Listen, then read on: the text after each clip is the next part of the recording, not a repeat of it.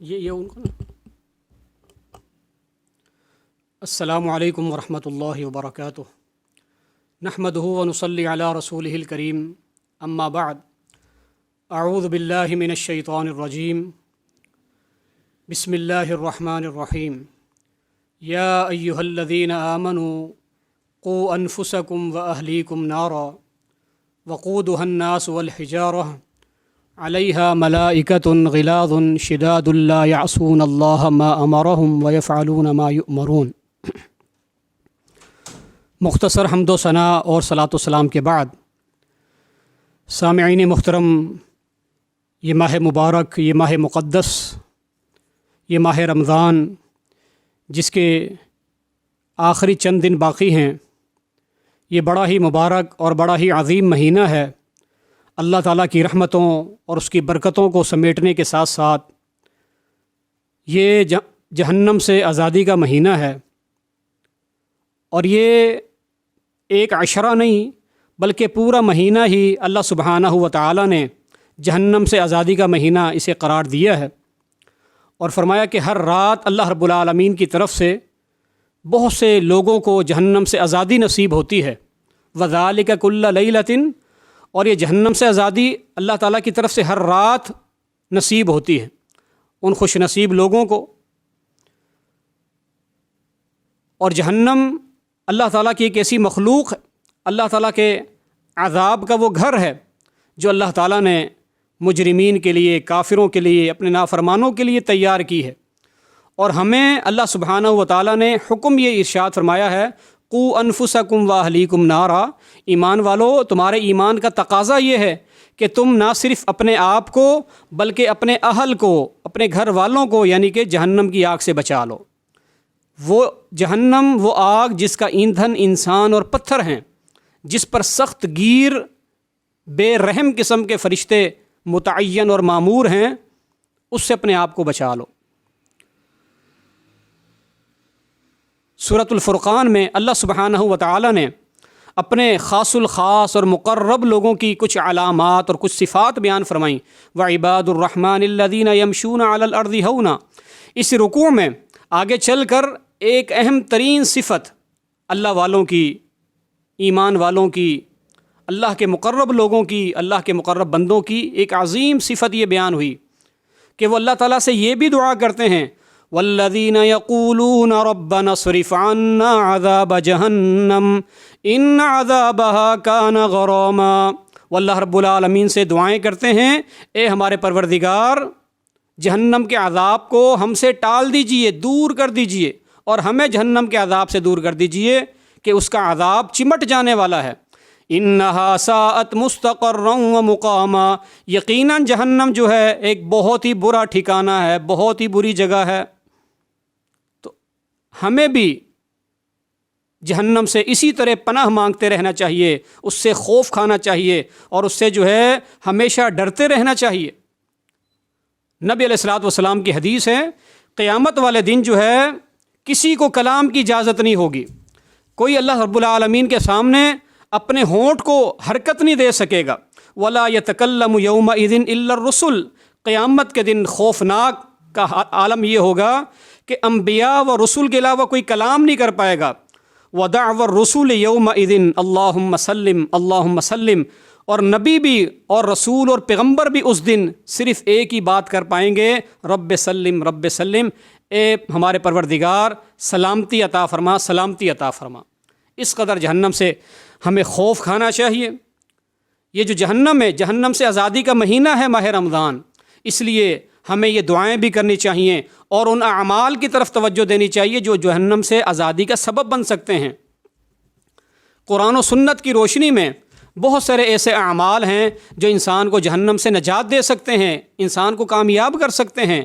سب سے پہلا اور بنیادی عمل ہے اخلاص، یعنی توحید کا اقرار، اللہ رب العالمین کی وحدانیت کا اقرار۔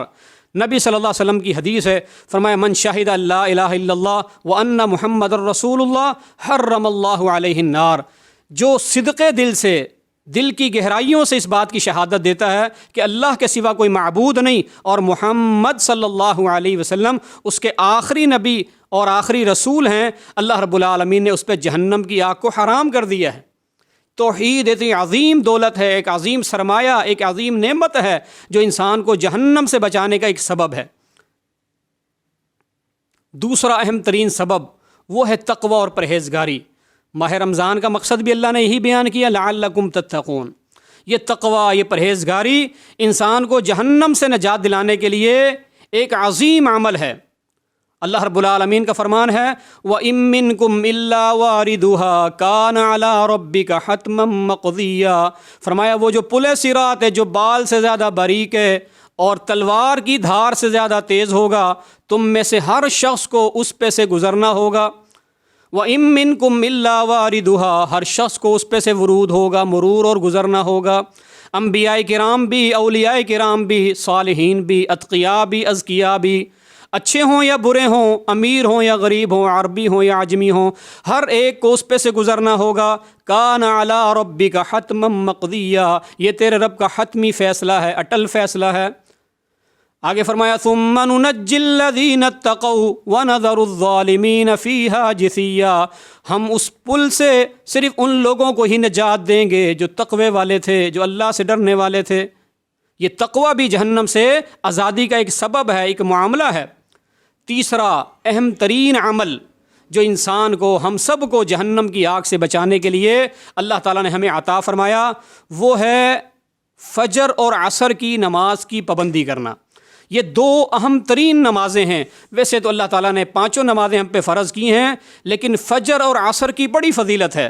نبی علیہ الصلوۃ والسلام کی حدیث ہے، آپ نے ارشاد فرمایا لن یلج النار احد صلی قبل طلوع الشمس وصلی قبل غروبها، ہرگز وہ شخص جہنم میں داخل نہیں ہو سکتا، مستقبل کی نفی ہے، کبھی بھی جہنم میں داخل نہیں ہو سکتا وہ شخص جو سورج کے طلوع ہونے سے پہلے کی نماز پڑھ لے، سورج طلوع ہونے سے پہلے یعنی نماز فجر، وصلی قبل غروبها، اور سورج کے غروب ہونے سے پہلے کی جو نماز پڑھ لے یعنی نماز عصر۔ فجر اور عصر کی پابندی انسان کو جہنم سے نجات دلانے کے لیے ایک عظیم عمل ہے۔ ہمیں اس لیے فجر کا بھی اہتمام کرنا چاہیے، نماز عصر کا بھی اہتمام کرنا چاہیے۔ بالخصوص ایک بڑا عظیم الشان عمل صدقہ ہے۔ صدقہ انسان کو جہنم کی آگ سے بچا سکتا ہے۔ نبی علیہ السلام کی حدیث ہے اتقوا النار ولو بشق تمرۃ، اپنے آپ کو جہنم کی آگ سے بچا لو، خواہ تمہیں اللہ کے لیے کھجور یا آدھی کھجور ہی صدقہ دینی پڑے۔ تو گویا صدقہ بھی ان اعمال میں سے ہے جو انسان کو جہنم کی آگ سے بچا دیتا ہے، اس لیے ہمیں صدقہ بھی دیتے رہنا چاہیے۔ اور یہ ماہ مبارک کے یہ جو روزے ہیں، یہ بھی بڑا عظیم الشان عمل ہے انسان کو جہنم سے بچانے کے لیے۔ نبی علیہ الصلوۃ والسلام کی حدیث ہے، آپ نے فرمایا الصیام جنۃ من النار، فرمایا روزہ جہنم سے ڈھال ہے۔ کجنۃ احدکم من القتال، جس طرح میدان جہاد میں دشمن کے سامنے تمہاری ڈھال جو ہے تمہیں حفاظت کا جو ہے نا وہ ایک ذریعہ ہوتی ہے، حفاظت کے کام آتی ہے، اسی طرح فرمایا روزہ بھی جہنم سے ایک ڈھال ہے، ایک آڑ اور ایک رکاوٹ ہے۔ تو یہ بھی ایک عمل ہے روزے کا، اس لیے فرضی روزوں کے ساتھ ساتھ بعد میں ہمیں جو ہے وہ نفلی روزوں کی طرف بھی توجہ دیتے رہنا چاہیے تاکہ اللہ سبحانہ و تعالیٰ ہمیں جہنم کی آگ سے بچا لے۔ ایک بڑا عظیم الشان عمل انسان کو جہنم سے بچانے والا، جہنم سے نجات دینے والا عمل وہ ہے بیٹیوں کی، خاص طور پر جو بیٹیاں ہوتی ہیں ان کی اچھی انداز سے پرورش کرنا، ان کی تربیت کرنا، ان کو دینی اور اسلامی تعلیمات سے روشناس کرنا۔ بچیوں کی، بیٹیوں کی تعلیم و تربیت اور ان کی پرورش بڑا عظیم الشان عمل ہے۔ رسول اللہ صلی اللہ علیہ وسلم کی حدیث ہے، آپ نے فرمایا منی بطولیہ من هذه البنات کن له سترا من النار، جسے اللہ تعالیٰ کی طرف سے آزمایا گیا بیٹیوں کے ذریعے، یعنی اللہ نے اسے بیٹیاں دی اور اس نے اللہ کا شکر ادا کیا، پھر اپنی بچیوں کی، بیٹیوں کی مناسب تعلیم و تربیت کا وہ انتظام کرتا رہا۔ فرمایا یہ بچیاں، یہ بیٹیاں قیامت کے دن اس کے لیے جہنم سے آڑ اور رکاوٹ بن جائیں گی۔ سیدہ ام المومنین عائشہ سلام اللہ علیہا رضی اللہ عنہا بیان فرماتی ہیں کہ ایک دن میرے پاس ایک عورت آئی اپنی 2 بچیوں کے ساتھ، کچھ کھانے کو اس نے مانگا، میرے پاس گھر میں کچھ نہیں تھا سوائے 3 کھجوروں کے، میں نے وہ تینوں کھجوریں اس عورت کو دے دی۔ اس نے ایک ایک کھجور اپنی دونوں بیٹیوں میں تقسیم کر دی، ایک کھجور ابھی اپنے ہاتھ میں رکھی، انہوں بیٹیوں نے، چھوٹی چھوٹی بچیوں نے اپنے اپنے حصے کی کھجور کھائی، اور تیسری کھجور کی طرف بھی دیکھنے لگی۔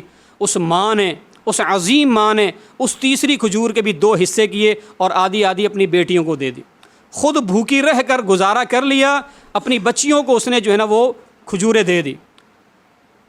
امی عائشہ رضی اللہ عنہا بیان کرتی ہیں، نبی علیہ الصلوۃ والسلام گھر تشریف لائے، میں نے آپ کے سامنے یہ واقعہ رکھا، ماں کی ممتا کا ذکر کیا، اس کی محبت اور شفقت کا ذکر کیا، کس طرح وہ خود بھوکی رہ جاتی ہے اور اولاد کی خاطر جو ہے وہ سب کچھ قربان کر دیتی ہے، اپنا آرام، اپنا سکھ، اپنی چین، اپنی بھوک۔